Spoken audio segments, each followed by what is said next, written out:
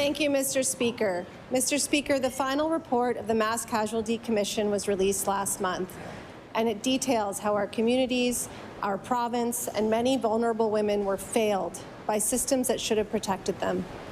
Avalon Sexual Assault Centre brought forward the fact that the perpetrator was well known to have taken advantage of vulnerable and marginalized women who came to him for denture services, many of them in Dartmouth South. This was enabled through referrals from the Department of Community Services. These women did not report because they did not feel safe. Will the Premier commit to implementing the recommendation number 13 of the report to adequately fund organizations combating gender-based violence at, quote, epidemic levels, unquote, and to ensure that victims feel safe coming forward? The Honourable Premier. Thank you, Mr. Speaker, and I thank the commissioners for their work. And of course, we know the tragedy of that period in time in this province and across the country. I mean, our thoughts have always been with the families, with the survivors. It's just a terrible thing that happened. So the commission made a number of recommendations. What I would tell the member is we can't change what happened in the past, but we can certainly do everything possible to prevent it from happening again. We're going to work with those commission recommendations, and we'll work with the federal government to make sure. The very first step, Mr. Speaker, is the recommendation to put the panel together to make sure that governments federally and provincially follow through on the recommendations. We're committed to doing what we possibly can to prevent this from happening again, Mr. Speaker. The Honourable Leader of the New Democratic Party on her first supplementary. This and many other recommendations are squarely within the purview of the provincial government and are designed to make sure it never happens again. We all know we can't change the past. Survivors, families, and community members have expressed that they continue to struggle and do not have adequate resources to heal in the aftermath of the tragedy.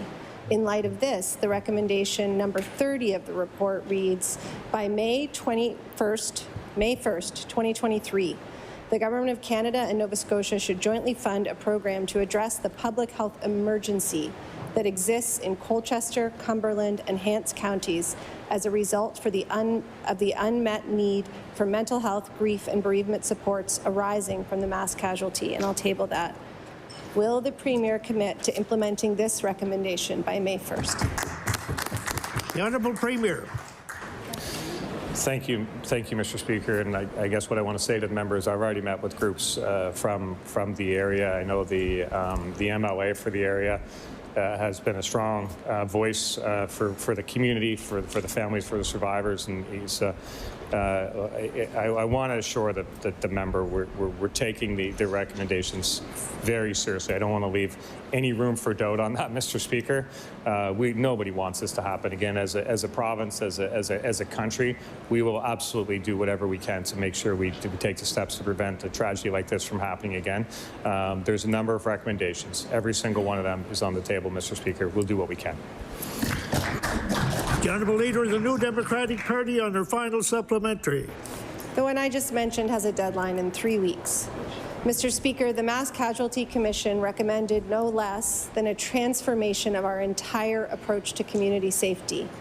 In Recommendation 116, the Commission wrote, the province of Nova Scotia should, within 6 months of the publication of this report, establish a multi-sectoral council comprising representatives of municipal police agencies and the RCMP, community safety experts, and diverse community representatives to engage with community members and experts and review the structure of policing in Nova Scotia, and I'll table that. The Premier has said again and again that he'll do what he can. Can the Premier commit to implementing this recommendation by the stated deadline? The Honourable Premier. Mr. Speaker, the effort that went into the Mass Casualty Commission and the report, 3,000 pages, Mr. Speaker, a number of recommendations. The members identified 3 recommendations. She could put them all in front of me and go through them one by one, and my answer would be the same. Nobody wants to see something like this happen ever again in this province or in this country. We will absolutely take the recommendations of the Commission to heart. We will work to do what we can to prevent something like this in this province, and we will always